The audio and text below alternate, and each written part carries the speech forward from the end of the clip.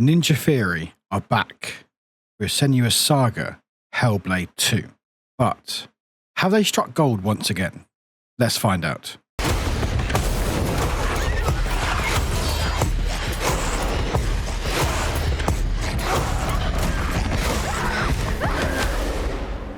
What will I become?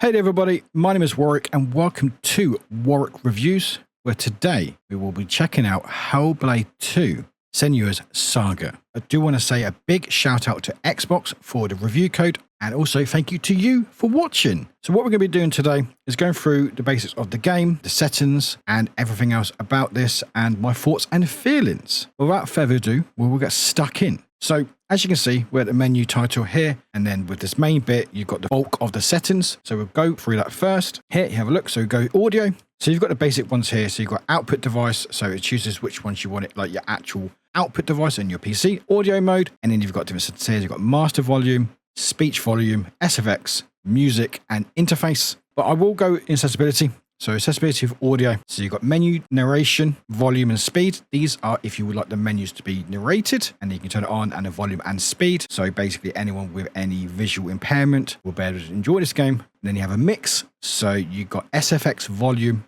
active or ambient. So this for active is adjust the volume of all active sounds, such as weapons, from 0 muted to 10 max. So if you don't want certain SFX like active, like weapons, you can change the audio there. Same with the ambience. Really cool to see. So that's audio. Then we go to gameplay. You've got a difficulty. So you've got combat difficulty. You've got dynamic, easy, medium, or hard. We'll leave it at dynamic, see how that goes. And then you've got game window focus. So when active, this setting will automatically pause the game when the game window is no longer the primary focus. So if you click away, it will pause it for you. And then you've got accessibility again. So with gameplay, you've got a lot of options here. So you've got camera bob. Sometimes it can be quite nauseating for some people, so you can adjust that how you would like. Button mash. So you got either tap or hold or auto. Same with sprint, block, and focus. So again, you can either toggle or hold. And what this means is in hold mode, the input must be held to focus. So you have to hold to focus. And in toggle mode, the input must be pressed to activate, then pressed again to deactivate. And then offensive actions. So you've got default. So default mode is inputs mapped to offensive actions must be pushed during gameplay. In simplified mode, the game will trigger the most appropriate offensive action regardless of which offensive input is chosen by the player. And in self-play, the game will automatically carry out all offensive actions during combat, requiring no input from the player. This is really cool to see. So you get handled the combat, or you simply just want to enjoy the story, you can change it to simplified or even self-play. This allows more people to experience these types of games in how they want. So you got that there. Again, graphics, you got here, so display mode, resolution, you got custom upscaler. So each one is explained. Target frame rate, can adjust if we want. So if I want to, I can put it up to 60. You've got HDR mode, you've got gamma, vertical sync, NVIDIA reflex. So I've got NVIDIA graphics card, so this will help with that. Variable rate shading, global preset. So this is like a global, so you can change the high, medium, or low. And then if you want to, you can go to advanced, all these options here. And then we go up to accessibility. So you've got motion blur. It's adjust the level of motion blur applied to rapid camera movement from 0 to high. So that's all looking good there. And then controls. I'm playing with PlayStation 5 controllers, so dual sense. You've got keyboard and mouse with dual sense, or Xbox. Basically any controller that it can connect, it will see. And you've got different buttons interaction there. So I would have liked to see the actual images of the button layout for the PlayStation. So you can definitely know what's going on. But I think if you're used to playing with the controller, you're more likely to just know the layout rather than actual buttons. But again, you got it all there. And again, you can customize if you want. So you can go listen to input, ability to confirm or cancel the operation will become available after an input is detected. So there we go. Conflict detected. So we can cancel that. So you can adjust every part of the control there. You've got photo mode. So this is all the controls for photo mode. So you got that there, and you got photo mode. So you got the various different controls there. So navigation, show controls, etc., etc. So you got that there. And you got input. So inputs again. So there we go. So you've got our dual sense. We've got keyboard and mouse. And then we've got inverted look control. I play inverted. I'm one of those. And you got vibration strength. So you can actually adjust your vibration. Sometimes it can be quite intense, so you can change that. Look gameplay X and Y, so you can change the sensitivity of that. And again, with photo mode, you can change sensitivity there as well. Normally, they seem to be pretty good with these games, but you can customize it how you want. Interface. So we've got English, and you've got loads of different options here. You've got a lot of different languages here, which is really cool to see. Great options there. Menu wrapping. So if on, when focus reaches the bottom of the list, it will continue from the top. If off, it will stop at the bottom of the list. I don't think I've seen this before, but this is great. So you know when something's going menu, you go to bottom and then it scrolls right to the top. Sometimes you don't want that. So having that, you can just press off and then it won't do that. Advanced settings. So you got show frames per second, frame per second color. So if you want to change your frames, you can change the color of how it looks. You can change that, how opaque it is, and also the docking. You can actually change where it sits. If I turn it on, there you go. So on the top right there. So I'm doing about 75 frames per second. And I can change where it goes. So let's go top left or bottom right. Pretty cool. Pretty cool. So turn it off. And then accessibility options here. So you've got text size, background, animations, and color scheme. These again are options in the pre-settings, but again, you customize them as and when. And the subtitles. You've got subtitles here. You've got subtitles, closed captioning as well. And you can change the text. And again, I've said this before, a lot of games have subtitle options, which is great, but not a lot of them actually show how they look actually on screen. So it's good to actually know the size. You can change around. So like direction as well. So it actually shows you the direction of who's speaking. So narrator will be on your left side of that. Advanced settings, match platform settings. When active, this setting will automatically attempt to match subtitle settings with your settings applied on your system. So if you have any subtitle settings on your PC for like accessibility options, you can have this on and then change different things. You've got opaque, contrast, outline color. There's a lot of options here, huge amount of options, which is really cool to see. So you've got a lot there. And that is the settings, which is pretty cool. But without further ado, we'll get stuck in the game. So once we've gone through the settings, we press new game and we are straight into the main event. There's a cutscene beginning where it sort of establishes the previous game. So if you've not played the first game, Hellblade, you can check out this, gives you the basis of what's happened so far to our main character and brings you up to date with what's been going on. And then once you've gone through that, you get into the main game. So if you've played this type of game, you know that a big selling point about Hellblade is the audio experience. So it really does recommend headphones, and the reason why is because the use of headphones is something that I've probably never experienced before in a video game. The use of audio in this is incredible. Straight away you go into it and you start hearing whispers and voices in your left ear, your right ear, around. The use of 3D audio is incredible. Really hits you straight away. You establish in this world this audio experience of Hellblade 2, and we come to our particular character, Senua, who's currently on a slave boat, and unfortunately the boat capsizes and we seem to be left for dead in the waters, but through true determination, get ourselves to land. We're not in great shape.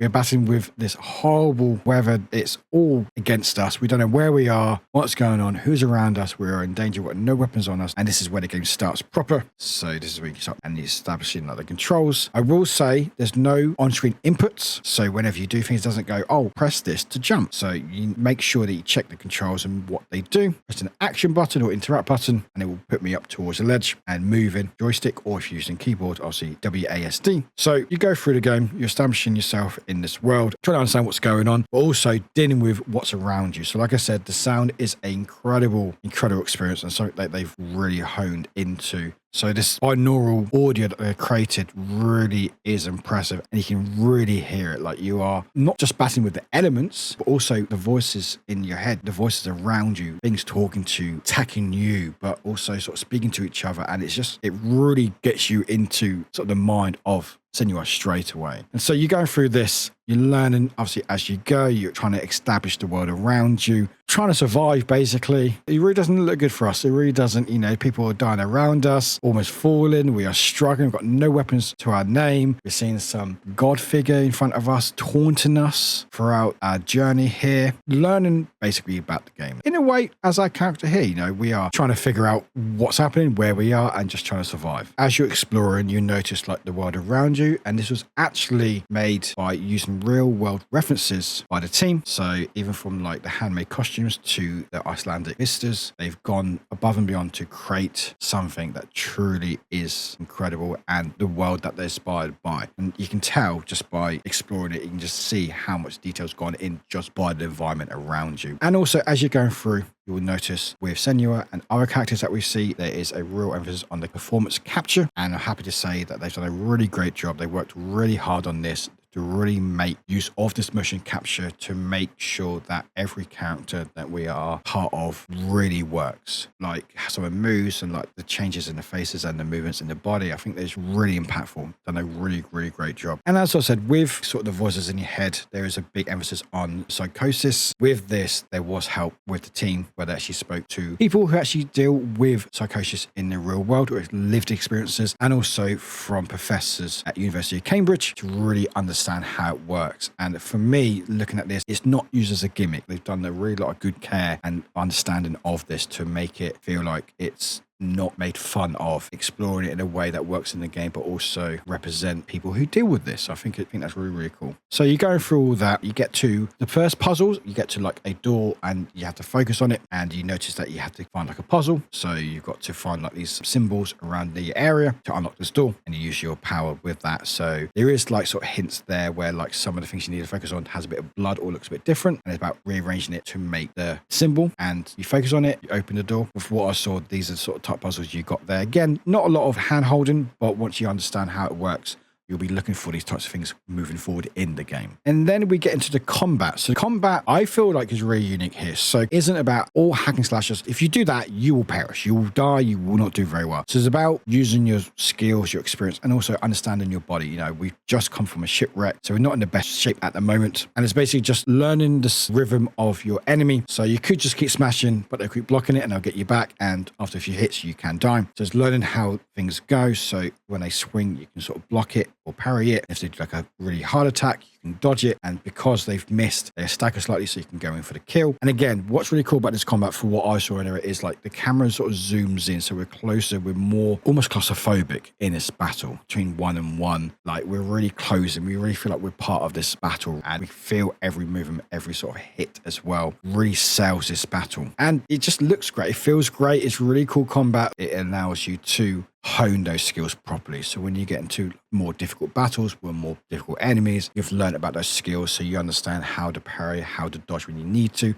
do a heavy strike when you need to, because again, heavy strikes take a longer wind up, and learning that. And I definitely feel like the more battles I did, I felt stronger myself. And I feel like you got that in Senua as well. Like, she felt like she was getting a lot stronger in herself, and that came from more battles. Like, she felt more confident, and I felt like that came across in myself playing the game. And also with the battling as well, there is a mechanic where you've got like this mirror, which you pick up later on in the game. It gives you like a boost during battling. As you parry and block and dodge, you will gain like a power in your mirror, and when it fills up, you can use that to your advantage, where basically I think you use speed, so you can start using heavy attacks a lot more quicker, especially big enemies. You can use it to your advantage. One other thing with this game as well is the photo mode. This photo mode, I'm happy to say, is probably the best one I've ever experienced. So you can at any time use photo mode, and as you can see here, we're playing around with photo mode. And what's great about this is there's so many options which I didn't even think about. So you've got these options where you can actually move the model, like Senua's character, and you can actually move them. You can actually position them in photo mode. So as you can see here, you can actually fine-tune Senua, so you can actually tilt them how you want. You can move them up and down, you can move them left or right, or forward or back, and you can literally tailor it to how you want it. And not only that, but there's also dynamic lighting as well. So there's actually like these sort of flash points where, depending on where you want the light, you can actually move it around in like 3D space, and it will reflect on Senua. So as you can see where we're at in the moment, very dark, middle light, suddenly Senua's in bright light, and you can move it around, make it dynamic, change the lights, change how big and small, change the type of it, different colors and stuff. And this photo mode is just incredible. The amount of stuff you can do is absolutely unreal. And again, you can get rid of the models, you can change things around, use filters, and this is the photo mode that I would always want in a video game. Like, the amount of love and care in this photo mode is absolutely out of this world. It's incredible. And honestly, I had an incredible time with this game. This has been a game that's been on my radar for a while, and I'm very happy to say that it lived up to expectation and then some. Played on PC, and it handled gorgeously. Pretty much everything was silky smooth. It felt really good. Everything worked really well. It looks incredible. Like, the world, I cannot say this enough,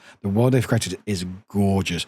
Like, the lighting, the effects is just absolutely incredible. They've done an incredible job. And then you go with the audio, and the audio is something I don't think I've ever experienced before. Like, the audio is so good. The 3D audio around you, like the experiences, like things going around, it makes you feel on edge. You feel the anxiety of Senua, like with these voices. You feel like these are voices in your head as well. And even just with the environmental sounds and everything about it, it just immerses you in this world that is just beyond anything that I've probably ever experienced in a long time. And it's just an incredible game, and something that I think everyone needs to experience if they can. Cannot sing the praises enough of this game. Absolutely incredible. Please check it out if you can. Thank you so much for watching or listening, either one. Thank you so much for being here. Again, thank you. Big shout out to Xbox for the review code. I genuinely appreciate it. My name is Warwick. I obviously do reviews here, but also stream on Twitch, twitch.tv/Warwick. And you can find me on all sorts of different places around the socials. But again, thank you so much for watching. Please take care, and we'll see you very soon. Bye-bye.